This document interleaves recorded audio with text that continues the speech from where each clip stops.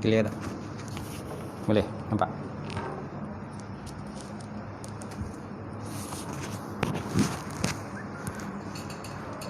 Mana mic? Allah. InsyaAllah.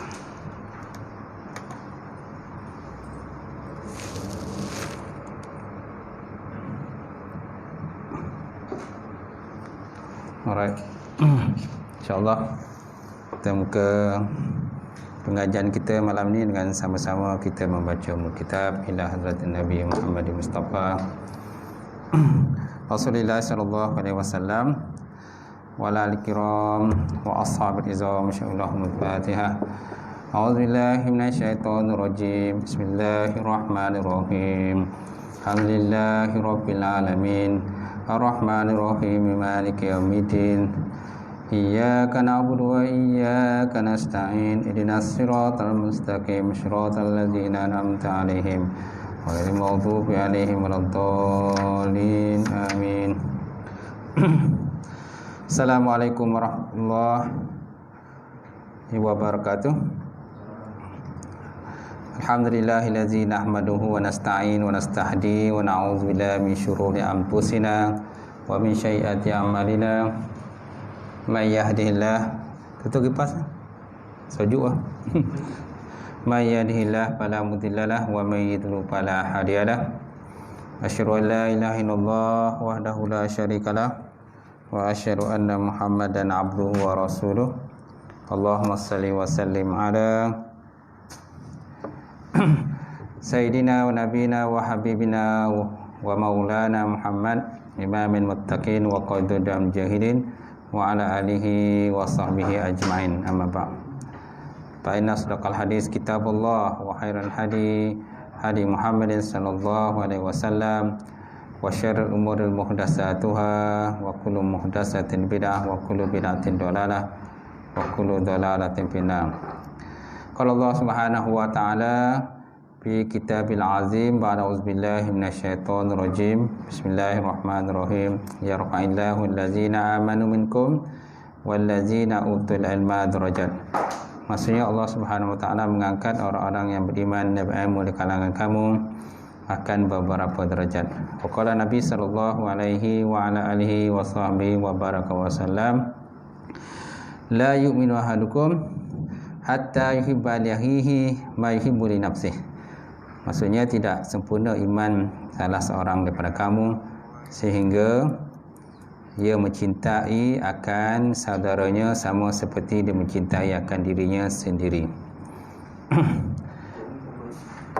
Nawaitu ta'alluma wa ta'lim wa tazakkura wa tasfih wa nafa wal intifa wal ifadatu wal ifada wal hasa ala tamassuki bi kitabillahi wa sunnati rasulih wa du'a ila al-huda wa dalalati ila khairi ibtigha wajhillah wa maradati wa qurbihi wa sawabihi subhanahu wa ta'ala. InsyaAllah.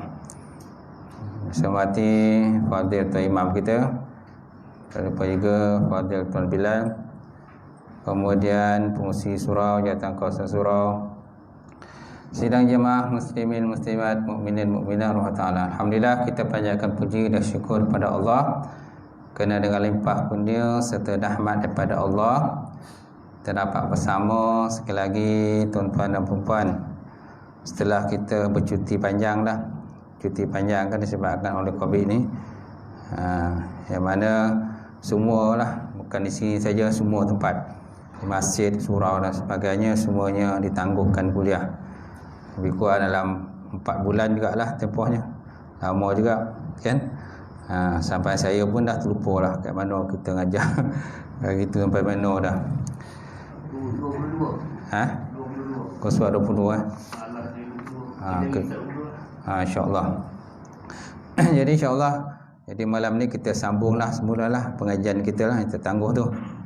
Mudah-mudahan kita sama-sama dapat menerima manfaat lah pada pengajian kita pada malam ni. Dan sebenarnya ini kuliah saya yang kalau banding tempat-tempat lain lah, tempat lain pun banyak juga tempat yang dah mula dah. Saya rasa ini kali yang keempat atau kelima kot saya ngajar. Selepas daripada Covid ni, selepas dibenarkan kuliah lah. Malam tadi ada kuliah tak? Malam tadi tak ada. Malam Jumaat itu lah, Jumaat malam Sabtu hari itu ada kuliah. Kami malam Jumaat hari itu ada satu kuliah. Khamis malam Jumaat saya kuliah di Tampin. Jadi malam ni kuliah di sini. Dan kuliah di sini minggu pertama dan kedua. Minggu pertama dan kedua. Ya, juga minggu pertama dan kedua. Mula nak letak minggu pertama ketiga. Tapi ada tempat yang minta minggu yang ketiga. Masjid Jijan. Masjid Saidina Abu Bakar Jijan, dia minta minggu yang ketiga. Dia sebenarnya dia minta minggu ketiga keempat. Imam tu minta minggu ketiga dan keempat. Tapi minggu keempat saya ngajar tempat lain pula. Minggu keempat saya ngajar Surau Asyakirin, Taman Senayan Indah. Taman Senayan Indah minggu yang keempat. Jadi Masjid Jijan dia ambil minggu yang ketiga. Sini minggu pertama dan kedua. Kena ingat tu, minggu pertama dan kedua. Sebab yang lain-lain tu memang dah penuh. Memang dah full lah, penuh. Cuma ada tempat-tempat yang belum start lagi. Sebabkan oleh COVID ni ada tempat yang belum start lagi. Tapi tempat tu memang ada lah, tempat ngajar tu. Memang daripada dulu ni sambung-sambung ni lah pengajian tu. Baik, jadi insyaAllah pada malam ini kita sambung kitab Fiqh Minhaji juzuk yang keempat. Okey. Jadi malam ni kita lihat tajuk kedudukan keluarga dan penjagaannya dalam Islam. Kedudukan keluarga dan penjagaan Islam. Kalau dalam bahasa Arabnya dia kata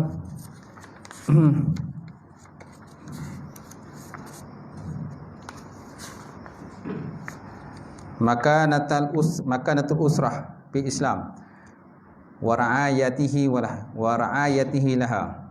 Kedudukan keluarga dan penjagaannya dalam Islam. Riayah ni penjagaan lah. Baik, kita lihat pengertian keluarga. Apakah dikatakan sebagai keluarga? Qala musannifu ta'ala wa nafa'ana bi ulumihi fi darain amin. Telah berkata oleh musannif ataupun pengarang kitab, mudah-mudahan bermanfaat akan ilmunya insya-Allah dalam dua negara, itulah dunia dan akhirat. Jadi pengertian keluarga dari segi bahasa ialah sekumpulan individu. Tuan-tuan. Sekumpulan individu yang merupakan kaum kerabat kepada seseorang. Sekumpulan individu yang merupakan kaum kerabat kepada seseorang. Sementara daripada segi istilah syarak ialah satu unit yang mengandungi bapa, ibu, datuk, nenek, anak perempuan, anak lelaki serta cucu cicit. Sebagai satu dan serta cucu cicit lah. Ni sebagai keluarga lah. Sekarang ni PM kita dah perkenalkan keluarga pula. Keluarga Malaysia, tuan-tuan. Sekarang ni itu keluarga dalam skop yang daripada sudut skop lain lah. Skop lain keluarga jugalah. Kita dalam dalam satu taman pun boleh katakan satu keluarga juga. Kerja di pejabat agama, di pejabat kita kan pun satu keluarga juga, satu keluarga jahin. Betul tak? Keluarga ni sebenarnya skopnya luas lah pengertian keluarga ni. Tapi cuma keluarga dalam bentuk yang besar ni boleh lagi kita nikah kahwin. Cuma kalau keluarga dalam bentuk yang kecil, macam keluarga kita, tak bolehlah ada nikah kahwin dengan adik-beradik kita, tak bolehlah. Tak boleh kita nikah adik-beradik kita. Nak nikah mestilah dengan keluarga yang lain. Macam tu. Baik. Keluarga sebagai asas masyarakat. Jika individu merupakan asas dalam pembinaan masyarakat, keluarga juga ialah unit yang hidup dalam masyarakat tersebut.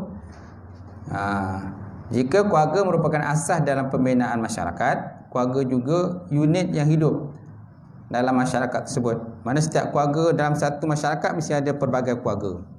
Dalam satu masyarakat mesti ada pelbagai keluarga. Keluarga A, keluarga B, keluarga C. Tak? Ada keluarga yang kecil, ada keluarga besar. Ada satu keluarga tu tak ramai adik-beradik. Seorang dua orang ini beradik. Ada satu keluarga tu kadang sampai orang kata boleh adik-beradik ya. Satu keluarga sampai 5 boleh adik-beradik kan. Ada yang 3 boleh kan. Yang lagi hebat orang kata 20 orang adik-beradik, satu ibu. Tu hebat tu. Seorang ibu kan. Kalau saya, adik-beradik saya tu dalam 7 orang je. Anak saya pun 7 orang, tak ramai macam tu. Satu ibu kan 7 orang. Ada yang 2 ibu. 2 ibu, 3 ibu pun ada. Tergantung pada kemampuan masing-masing lah. Baik, individu yang merupakan sebahagian daripada satu keluarga akan mewarisi ciri-ciri utama keluarga tersebut. Individu yang merupakan sebahagian pada satu keluarga, dia akan mewarisi ciri-ciri utama keluarga tersebut. Apa ciri-ciri keluarga tersebut? Kalau keluarga tu jenis orang kata alim ulama, jadi anak-anak agama ialah alim ulama. Anak-anak agama ialah orang kata ustaz-ustazah. Kalau keluarga tu keluarga cikgu, kan, suami cikgu, isteri cikgu, jadi anak-anak pun biasa ngikutlah ramai dia cikgu. Kalau keluarga tu kini keluarga askar, kan, mak askar, ayah pun askar. Jadi anak-anak pun ngikutlah tu jadi askar. Kebiasaan begitulah, kan. Walaupun itu ada juga yang tak jadi askar, ada juga jadi soja, jadi apa, jadi doktor ke, jadi cikgu pun ada juga. Tapi biasanya diikut pada apakah pekerjaan utama keluarga tu. Pekerjaan ketua keluarga dia apa pekerjaan utama dia. Dia akan ikutlah anak-anak tu. Jadi individu yang merupakan sebahagian satu keluarga akan mewarisi ciri-ciri utama keluarga tersebut. Apa ciri-ciri utama keluarga?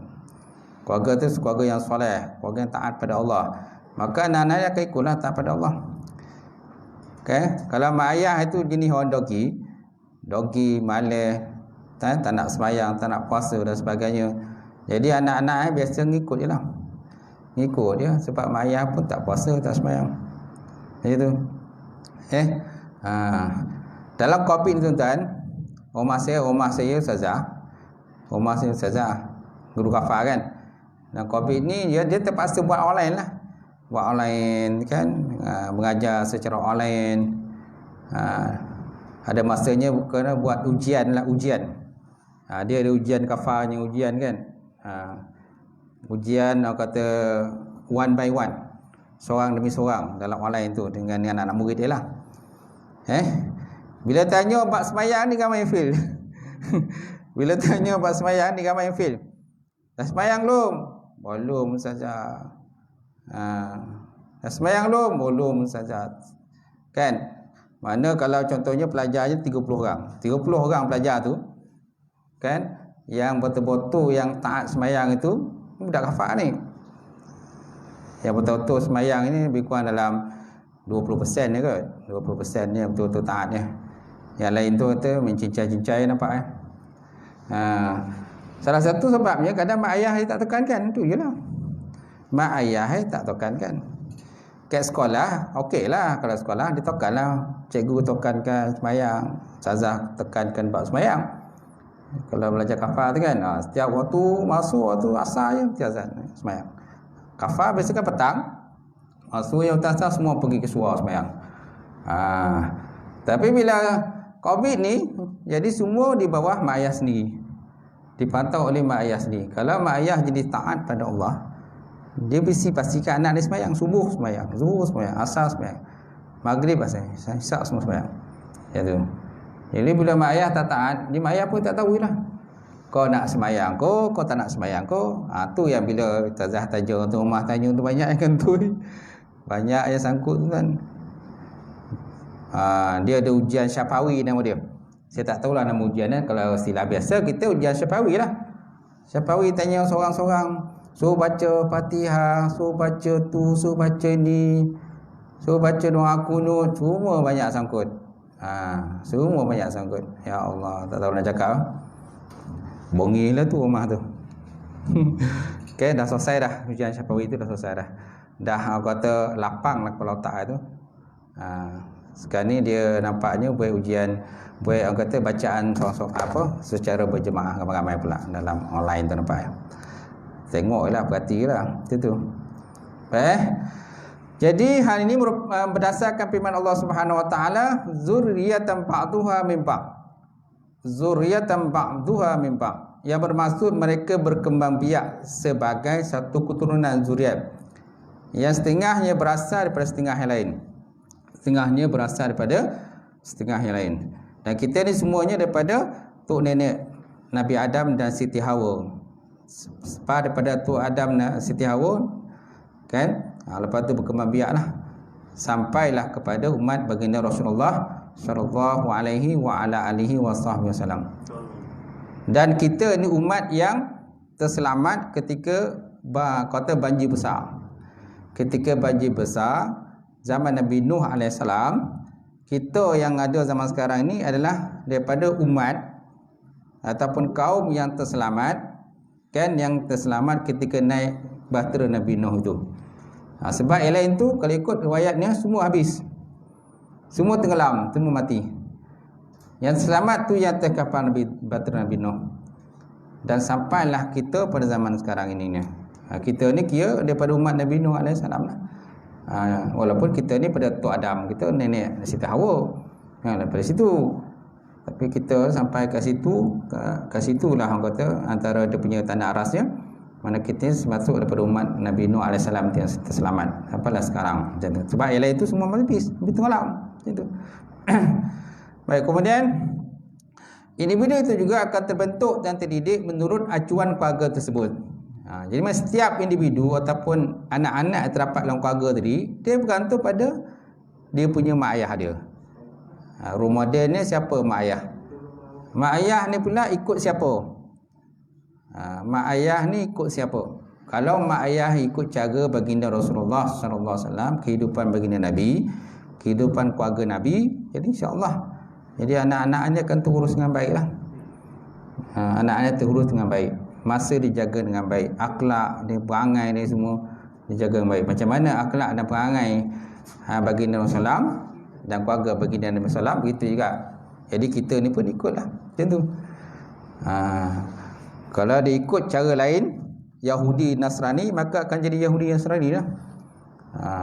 Begitu juga dengan hadis, mana hadis di bawah tu, an Abi Hurairah radhiyallahu ta'ala anhu qala Rasulullah sallam, ma min mauludin illa yuladu ala fitrah fa abawahu yuhawidanihi wa yunassiranihi wa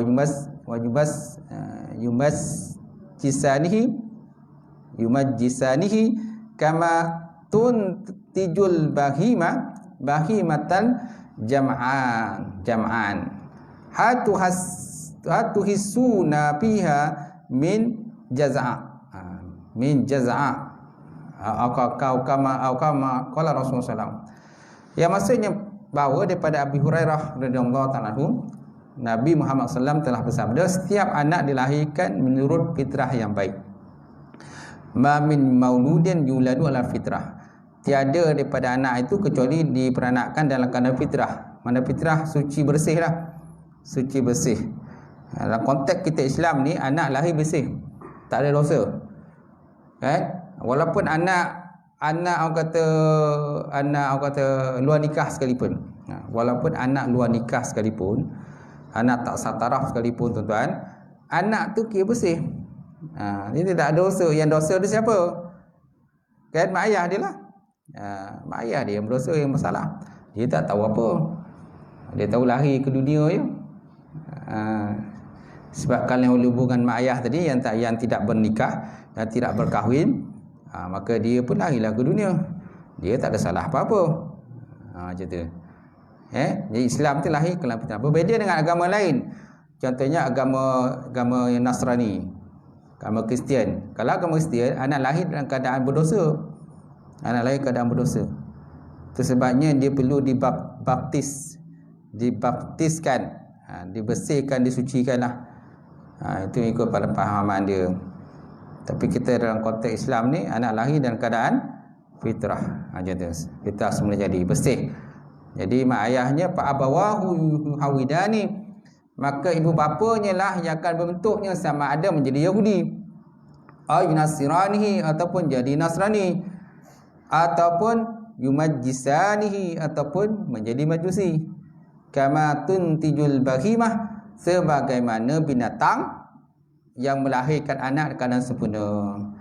Tuntijul bahimah bahimatan jam'an, sebagaimana binatang yang melahirkan anak ini keadaan bersempurna. Hal tuhissuna fiha min jaz'ah, adakah kamu dapati kecacatan pada telinganya? Ada tak dapati? Tak ada dapat cacat pada telinga dia. Tapi yang ada cacat macam mana? Yang cacat itu biasanya disebabkan oleh persekitaran yang menyebabkan anak tu lahir cacat. Tapi asalnya lahirnya kebiasaan anak lahir dalam keadaan sempurna, tidak ada cacat apa-apa, tuan-tuan. Tapi walaupun cacat pun kita tengok, kalau zaman sekarang lah cacat pun, jadi kita jangan jadikan cacat tu sebagai penghalang untuk berjaya. Kita tengok Paralimpik tu, tengok dia lah balik buat pingat emas, yang normal tak buat pingat emas. Yang normal tak ada pingat emas, yang ada pingat perak je hari tu kan, badminton gitu. Yang tak sempurna ni tuan-tuan buat balik pingat emas, 3 pingat dia buat balik emas, giang betul macam tu. Kita yang normal pun tak dapat kan, macam tu. Itulah kelebihan yang Allah Ta'ala bagilah kepada orang yang tidak normal. So jangan kita memandang rendah kepada orang yang tak normal ni. Dia ada kelebihan lain yang kadang-kadang kita tak tahu pun. Tak nampak pun kelebihan, tapi orang yang pakar lah dia tahu. Orang tertentu dia tahulah kelebihan orang ni. Orang yang cacat ni apa kelemahan, apa kelebihan yang ada pada dia. Jadi sebagaimana binatang lahirkan anak keadaan sempurna, adakah kamu dapati kecacatan pada telinga dia? Tak ada cacat apa-apa. Yang jadikan cacat itu ialah manusia. Yang jadikan cacat manusia. Contohnya orang Arab ni kan, dia ada orang Arab ni ada binatang-binatang dia tak makan. Asalnya Allah Ta'ala menghalalkan binatang tu untuk dimakan. Contohnya unta-unta kan. Unta yang lahir tu semuanya halal. Itu disembelih bila dah besar nanti.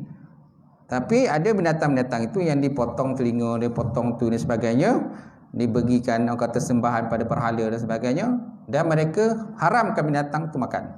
Mereka tak benarkan binatang tu makan. Binatang tu nak dibiarkan bebas macam tu dia. Contohnya itulah al-jaz'ah kan, al-ham, as-saibah dan sebagainya. Itu nama-nama binatang yang telah pun orang kata dicacatkan oleh orang-orang kafir Quraisy dulu, pembesar-pembesar Quraisy, dengan tujuan untuk penyembahan kepada berhala. Sedang asalkan binatang tu dilahirkan dalam keadaan fitrah. Kan bila dah besar nanti boleh dimakan, bukan diharamkan dimakan. Yang mengharamkan makan tu ialah manusia yang mengharamkan dimakan, sedangkan Islam tidak mengharamkan dia. Gitu. Baik. Kemudian fitrah ialah keadaan tersedia untuk kebaikan yang juga merupakan asal kejadian manusia.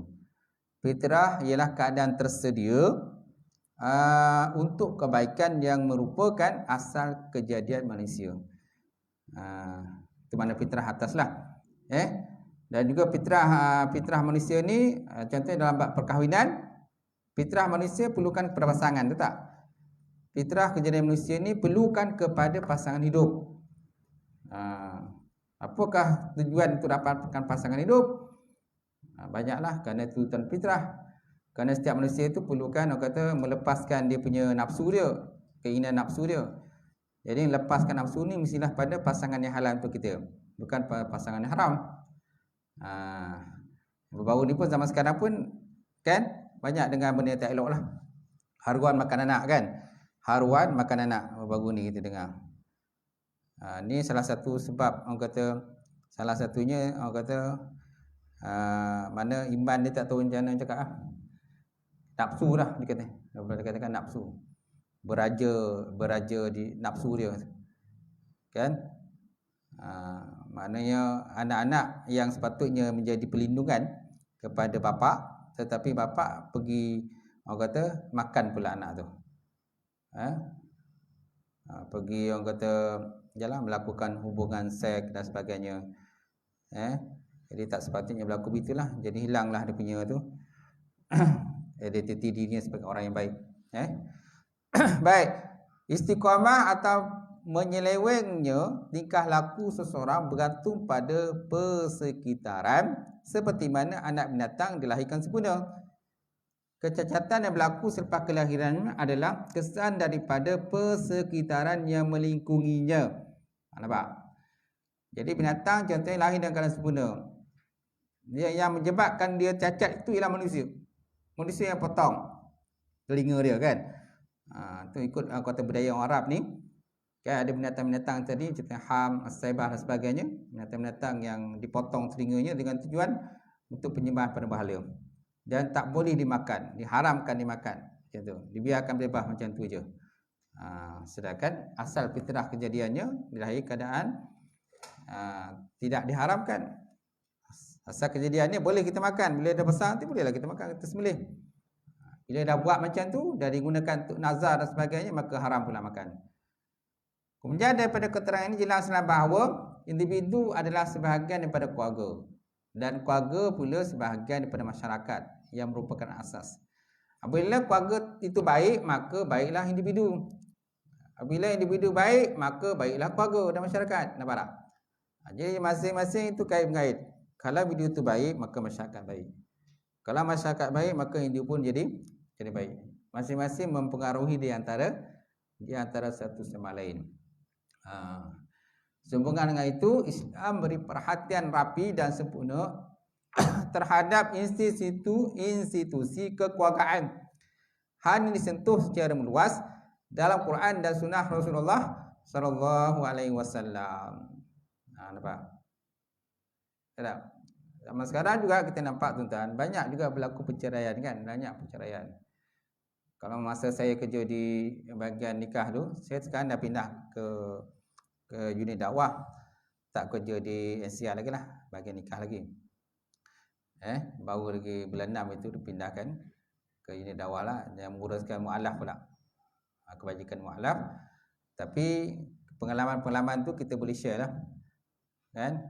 Mana walaupun saya tak kerja di unit NCR lagi, nikah syariat, tapi pengalaman selama 7 tahun, 8 tahun di NCR tu, insyaAllah kita boleh share lah macam tu. Masa saya di NCR dulu, kata kes perceraian ni banyak jugalah, banyak juga setahun tu. Kalau yang kita daftarkan pernikahan contohnya 2,500 untuk setahun, 2,500 kita daftar pernikahan tahun tu. Yang bercerai, kes perceraian lebih kurang dalam 1,000 kes.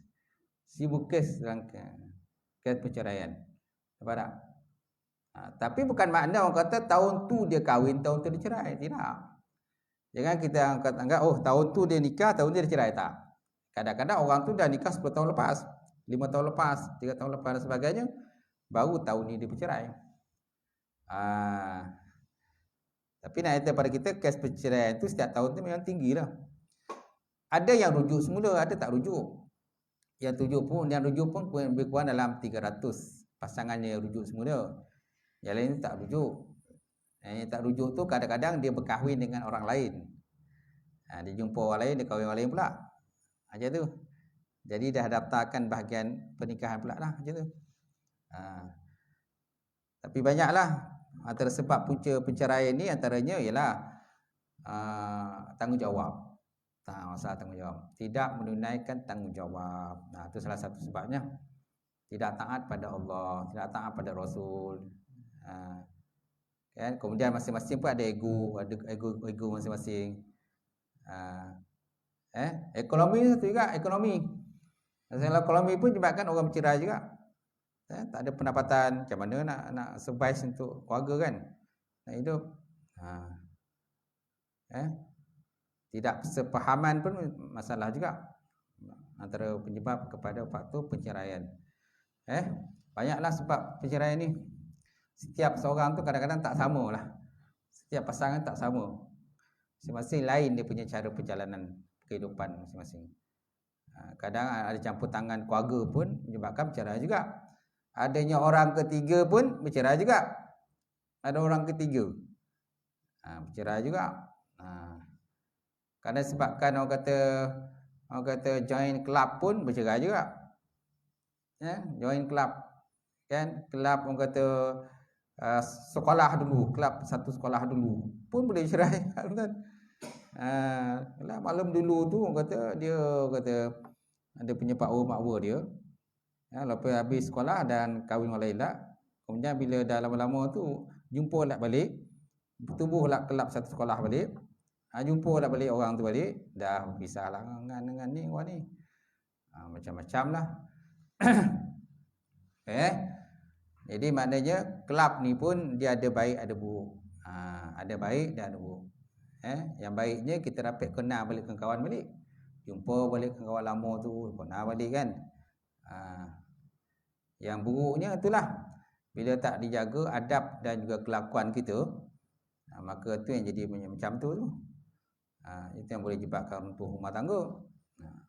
Mana ada baik dan buruk, terpulang pada kita sendiri. Kalau kita pandai cara gunakan media massa ni, alat elektronik ni banyak media massa kan. Kalau pandai kita gunakan, insya-Allah baik. Kalau tak pandai kita gunakan, jadi hancurlah dia, jahanamlah keluarga. Baik, kemudian keperhatian Islam terhadap keluarga. Keperhatian Islam terhadap keluarga nampak jelas dalam persyariatan dan hukum hakam yang mengatur sistem kekeluargaan tersebut. Contohnya suruhan berkahwin. Suruhan berkahwin, galakan berkahwin. Perkahwinan bertujuan untuk membangunkan isteri keluarga. Nampak tak? Perkahwinan bertujuan untuk membangunkan isteri keluarga. Hal ini adalah kerana keluarga tidak wujud kecuali dengan berkahwin. Tanpa ikatan perkahwinan, hubungan jenis antara lelaki dan perempuan adalah zina. Maka dikira zina lah. Dalam agama lain pun macam tu juga. Dalam agama lain pun ada juga perkahwinan. Agama Hindu ke, Buddha ke, mereka pun ada juga perkahwinan. Mereka dalam adat budaya mereka, mana nak kahwin tu mestilah orang kata adanya tok sami dia tu kan, ada dalam padri dia, mestilah kahwin di depan padri dia, barulah dikira sah perkahwinan itu. Kalau tak berkahwin di depan yang orang yang autoriti dilantik dalam agama mereka, maka perkahwinan itu dikira tidak sah.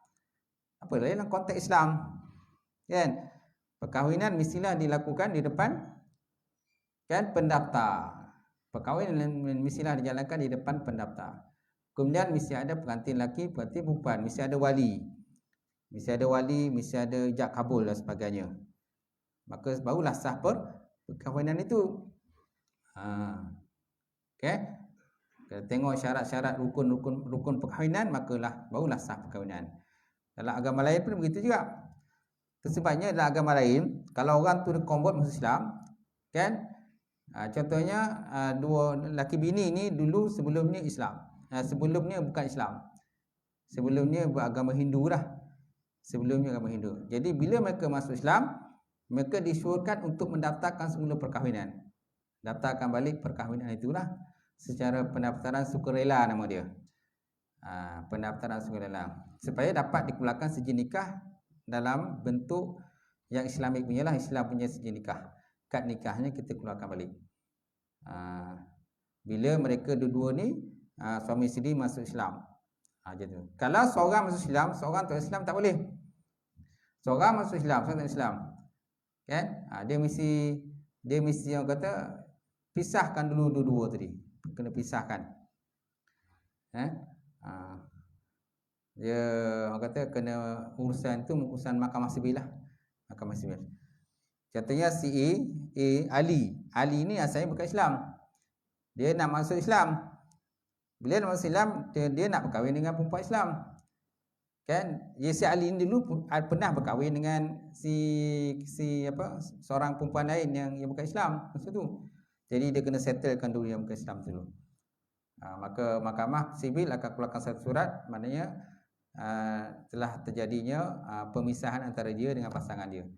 Barulah dia boleh berkahwin dengan perempuan Islam pula. Jadi terus sama mahkamah sivil lah. Itu salah satulah bagi syarat kalau orang nak kahwin yang asalnya bukan Islam, nak masuk Islam, lepas tu nak kahwin dengan perempuan Islam. Jadi dia mesti ada urusan urusan mahkamah. Nama istilahnya dekri nusi mutlak namanya. Istilahnya lah. Kena selesaikan dulu. Kalau tak selesai dia tak boleh kahwin dengan perempuan Islam. Gitu.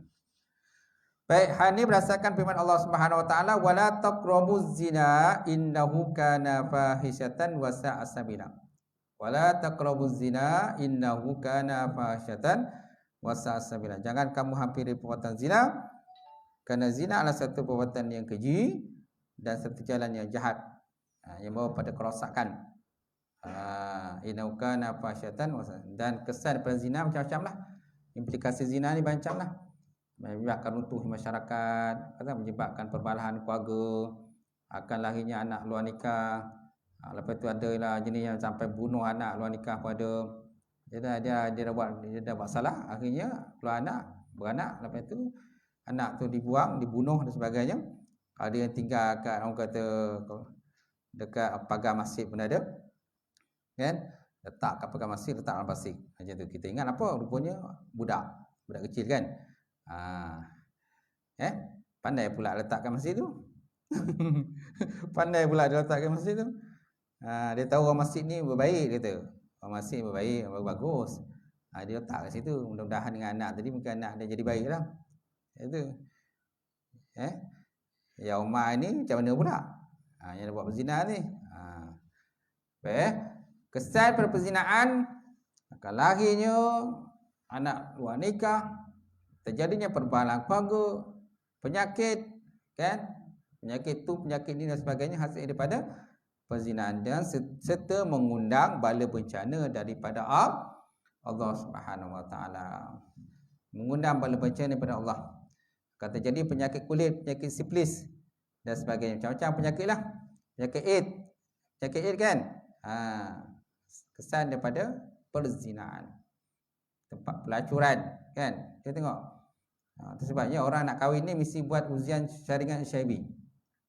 Kena buat ujian saringan HIV. Walaupun dia duda, walaupun dia janda, nak kahwin balik, mesti buat saringan HIV. Tapi kalau khusus perkahwinan, tak perlulah. Khusus perkahwinan untuk yang teruna dan dara saja. Teruna dan dara nak kahwin, dia kena ikut khusus perkahwinan. Tapi kalau yang duda, janda, kan, nak nikah semula, nak nikah balik, tak perlu khusus perkahwinan. Tak perlu. Nak ikut boleh, tak ada masalah. Ikut je, tak ada masalah. Banyak benda mendapat boleh dapat di situ. Tapi kalau tak nak ikut pun tak apa. Tapi yang penting saringan HIV mesti buat. Mesti buat. Sebab kita tak tahu, kan, orang ni ke mana pergi ya? Bila dah duda tu ke mana pergi ya? Kita tak tahu. Kau pergi ke Thailand ke mana? Kita tak tahu. Janda pun itu juga kan, tak tahu ke mana. Sebabnya kena buat saringan HIV. Dan dia punya validnya boleh guna pakai saringan HIV ni selama 6 bulan. Selama 6 bulan dia boleh diguna pakai. Lepas itu kalau lebih 6 bulan, kena buat saringan HIV semula. Macam tu. Dah masuk dah. Syah, sikit lagi. Begitu juga firman Allah Subhanahu Wa Taala, muhsinina ghairu musafihina wala muttakhizina akhdan. Sedangkan kamu dengan cara demikian bernikah bukan berzina, dan bukan pula kamu mengambil mereka menjadi perempuan simpanan. Gitu. Jadi Islam membolehkan perkahwinan sebagai satu ikatan yang suci, untuk menghalalkan hubungan lelaki dan perempuan, untuk menghalalkan hubungan lelaki dan perempuan. Maka Islam membolehkan perkahwinan. Cuma hukum perkahwinan ni macam-macam hukum lah. Macam yang lepas kita dah bincang, dia ada masanya hukum kahwin ni. Asal hukum kahwin ni harus. Tapi ada masanya jadi sunat. Ada masanya jadi wajib pula kahwin. Ada masa makruh berkahwin. Ada masa haram berkahwin. Haram kahwin tu bila memudaratkan pasangan. Kalau kahwin kan memudaratkan pasangan. Ini haram berkahwin. Wajib kahwin bila ada kemampuan, ada keinginan berkahwin, kan, ada pula kata pekerjaan pula, ada pendapatan, semua ada. Wajib berkahwin. Apalagi kalau dah asyik, ada kulu-kila kedek baru bersama. Dua orang tu asyik kulu-kila kedek baru sama, kan, bila nak kahwin ni. Wajib dah berkahwin itu. Kan, dah asyik orang kata macam berlangkas ke sana kemari. Baik, kemudian persyaratan hak suami isteri dan tanggungjawab keduanya. Tanggungjawab suami terhadap isteri. Pertama, mas kahwin. Tanggungjawab suami isteri yang pertama ialah mas kahwin. Kalau sebut dalam kitab Arab, faqad ujibat Islam fi zauji li zaujatihi. Faqad ujibat Islam, maka sungguh diwajibkan Islam, mewajibkan Islam di atas suami itu bagi isterinya pertama mas kahwin. So mana mas kahwin dia jadi wajib. Wajib bila dah kahwin mesti wajib buat penyerahan mas kahwin. Kalau Negeri Sembilan ni mas kahwin nak dara 200. Anak dara 200, janda 100 ringgit. Itulah bentuk mata wang lah. Kalau bukan mata wang, terserah berapa nak bagi. Terserah. Kemudian menima tadi, mata wang menima 200. Nak bagi lebih boleh tak? Boleh. Nak bagi 1000 boleh. Nak bagi 500 bagi mai kahwin. Hantaran lain. Hantaran lain. Pemberian lain. Gelang, gantai, cincin, itu pemberian lain lah. Ulanglah berapa nak bagi. Jadi hal ini berdasarkan firman Allah Taala, wa atun nisa sadaqatihinna nihlah. Wa atun nisa sadaqatihinna nihlah. Dan berikanlah kepada perempuan-perempuan itu mas kahwin. Mas kahwin mereka sebagai pemberian yang wajib. Mas kahwin mereka sebagai pemberian yang wajib. Ada negeri-negeri yang mas kahwin ini rendah, RM22.5. RM22.5 mas kahwin ni. Johor RM22.5. Pahang RM22.5 atau silap saya. Pahang RM22.5. Saya nikah rumah saya Johor tu. Bila akad nikah tu saya sebut RM22 je. Oh, tak betul tu. Ulang balik. Setengah tak sebut. RM22.5. Rupa ada setengah tu dia tak perasan. Kita ni senang gonap je. Gonap. Tapi ada juga kadang berganti diletak ada pula sin ni pula. Ayo dah engkau ni. Bila letak sin itu jadi menyusahkan. Kan? Contohnya mas kahwinnya RM222.35. Ada tu. Dia letak sampai sin ni letak apa kenapa letak ni? Adalah Ustaz kata. Adalah kata. Dia kata adalah. Adalah rahsia tu letak sin-sin tu. Antara dia dua orang tulah lelaki perempuan tu pengantin tu. Dia paling senang letak gonap je. Senang nak sebut. Juru nikah pun senang nak sebut.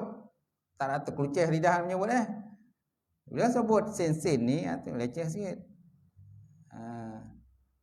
Okey. Letak je RM300 tunai, RM400 tunai. Kan ni kata di 259.73 sen tunai. 73 sen tunai. Ada pula sen ni. Macam tu. Dia tanya kenapa ni? Adalah kita. Adalah rasio-rasio macam. Kan? Tak kisahlah. Tapi susahlah sikit nak menyebut itu. Baik. Jadi berikanlah kepada perempuan-perempuan itu mas kahwin mereka sebagai pemberian yang wajib.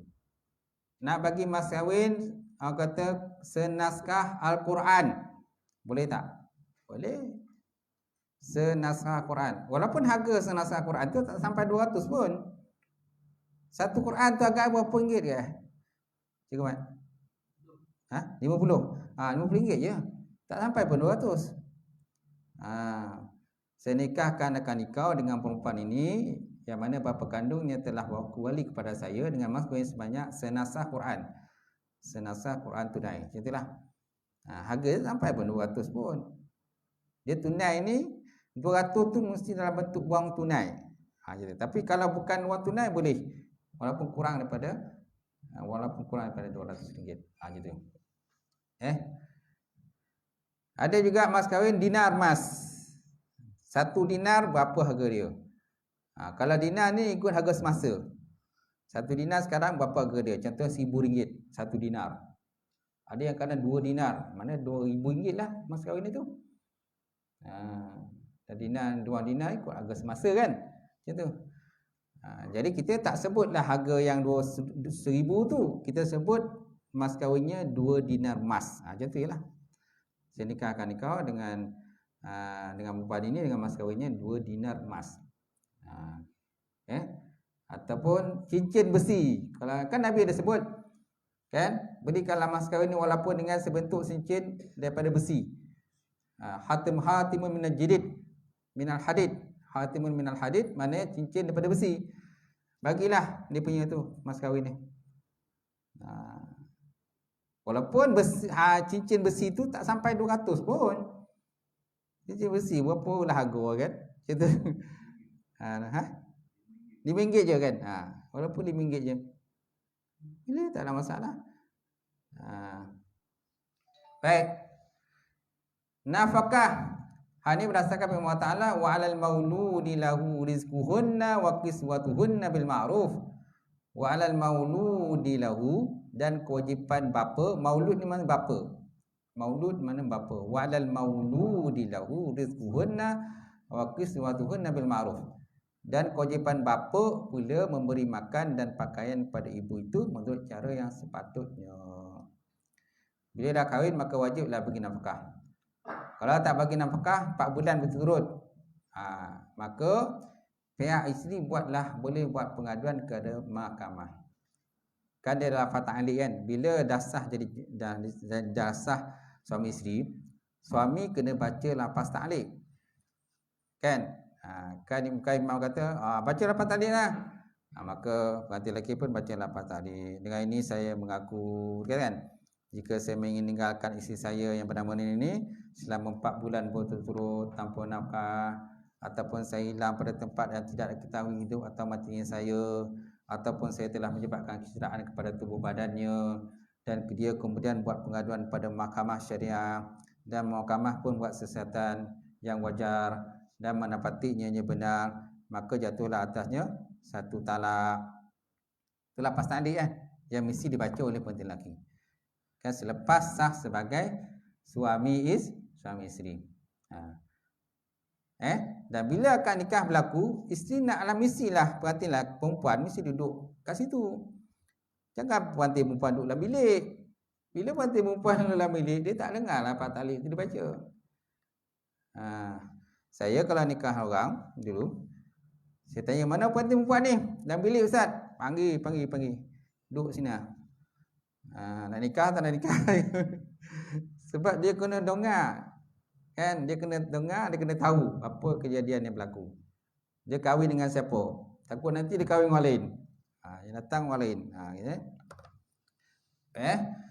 Baik, kemudian ketiga hadis Nabi SAW, qala Rasulullah SAW, walahunna alaikum rizquhunna wa qisdatuhunna bil ma'ruf, dan wajib memberi isteri kamu nafkah dan pakaian yang sewajarnya.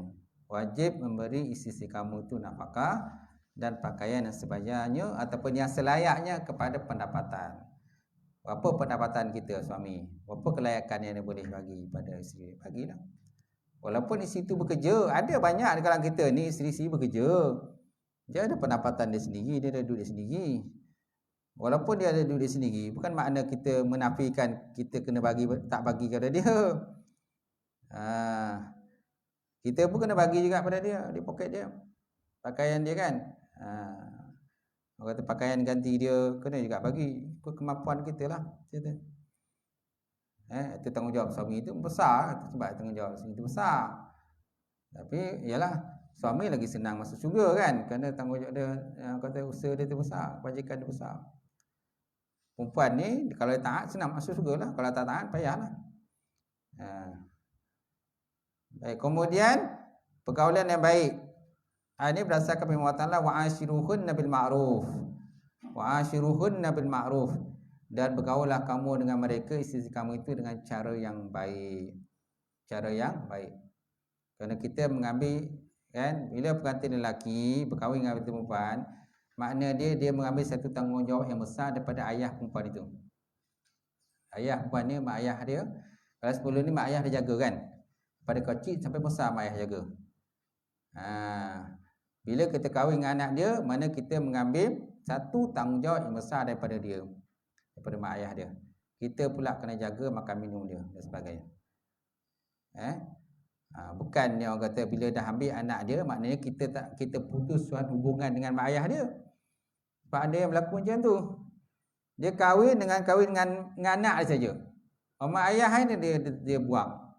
Mak ayah dan perempuan tu dia buang. Dia kata, sedangkan budak perempuan dia, isteri kita tu, dia ada mak ayah dia dulu. Dia ada mak ayah dia. Dia dijaga mak ayah dari kecil. Kenapa kita nak putuskan hubungan dengan mak ayah dia? Kita dah kahwin dengan anak perempuan dia, lepas tu mak ayah kita buang. Sebab ada yang berlaku begitu. Bila time contohnya raya, dia tak bagi balik. Kalau balik tu balik mak ayah dia je. Mak ayah lelaki je. Bila raya tu banyak dia bagi balik, dia ajak balik mak ayah lelaki je. Sedangkan mak ayah perempuan dia tak bagi balik. Kan sedap perempuan pun dia perlu balik juga mak dia, perlu jumpa mak ayah dia juga. Jadi jangan dinafikan hak dia kan. Baik, kemudian tanggungjawab isteri terhadap suami. Cukuplah sekadar tu tuan perbincangan kita pada hari ini. InsyaAllah kalau ikutkan SOP kita sampai Isyak je. Ini dah terlajak ni. Jadi insyaAllah akan datang kita sambung lagi minggu depan Minggu depan kita sambung lagi. Kemudian minggu pertama dan kedua. Minggu pertama, kedua, minggu keempat saya dah ngajar di Masjid Jijan pula. Untuk jadual baru ni ada penambahan. Kemudian minggu ketiga masih Jijan, minggu keempat di Surau Syakirin, Taman Senayan Hijau. Itu saja. Saya buka soalan, kalau ada soalan sebelum saya tutup, ada tak?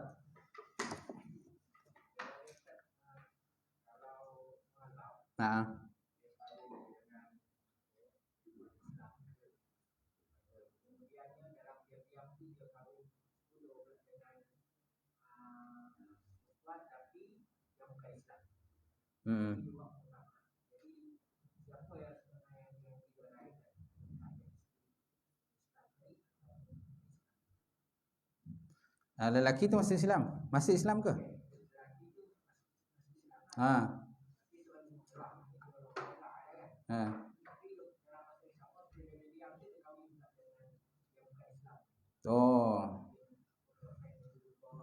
Dia kena farakkan dengan bukan Islam tu lah.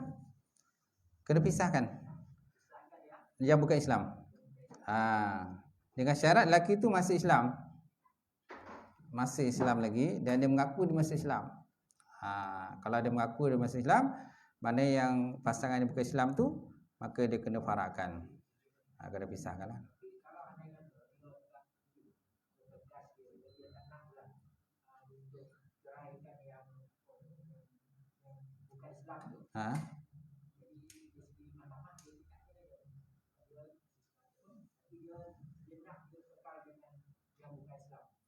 Dia kekal bukan Islam tu.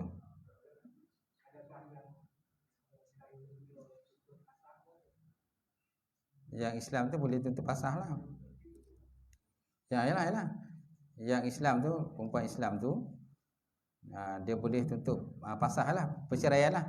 Minta pisah. Sebab apa? Pasangan dia tadi dah kahwin dengan pasangan yang bukan Islam pula. Macam tu.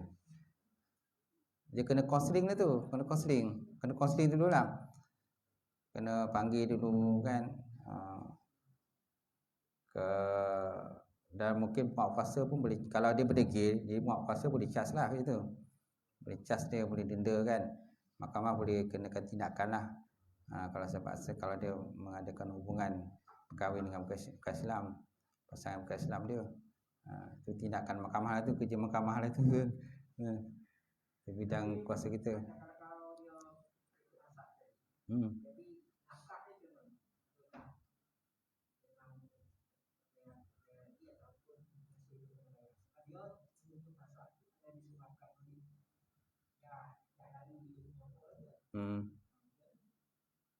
Boleh tuntut pasal lah. Pasal, lepas tu nafkah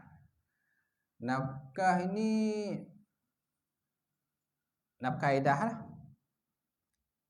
Nafkah edah. Lepas tu kalau ada macam hutang piutang dia boleh tuntut. Hutang piutang antara dia dengan lelaki tu masa perkahwinan tu dulu masih berjalan, boleh dituntut lah macam tu. Kemudian kalau ada rumah ke kereta ke yang dipoli bersama, dipoli secara bersama ketika pernikahan itu berlangsung dulu, kan berjalan, maka bolehlah kan kereta tu dijual ke, rumah tu dijual ke, dibagi dua ke, itu ikut pada prosedur mahkamah lah tu. Prosedur perundangan mahkamah. Lakar bulanan tak ada, dia nafkah edah je. Nafkah edah je yang ada. Kan je tu. Dia nafkah edah je. Dia tengok pada perbincangan depan hakim lah macam mana. Persetujuan di depan hakim macam mana.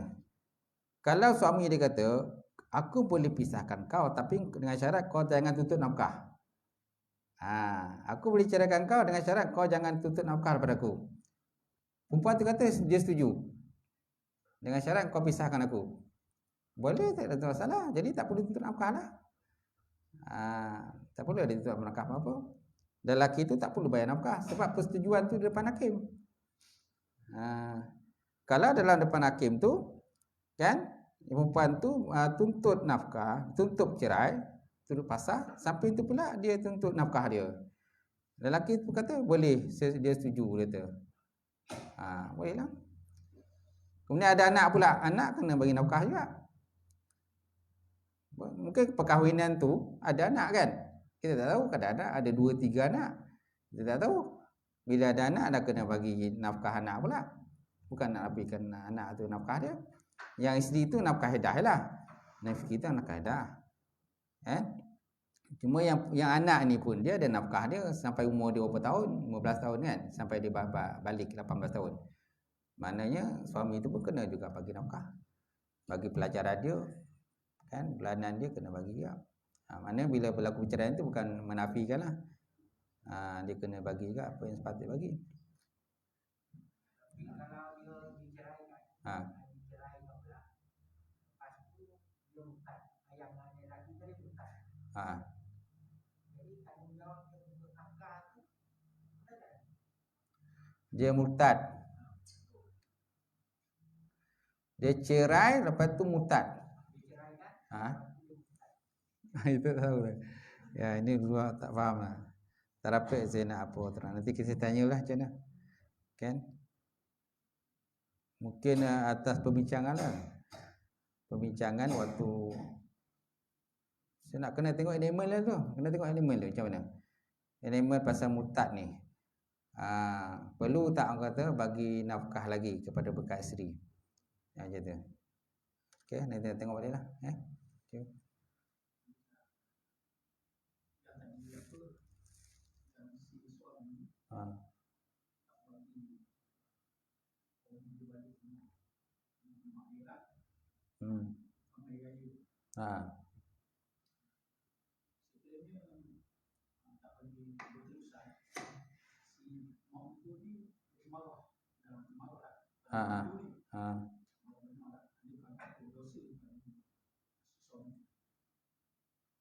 Maksudnya?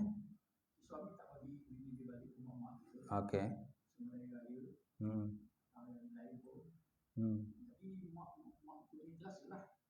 Jelas. Pasal anak ni tak balik. Mesti orang. Jadi bila dia marah, adakah si suami ni jatuh berdosa kepada ibu? Dia tak berdosa sebab hak isteri tu hak dia. Kan hak isteri hak dia.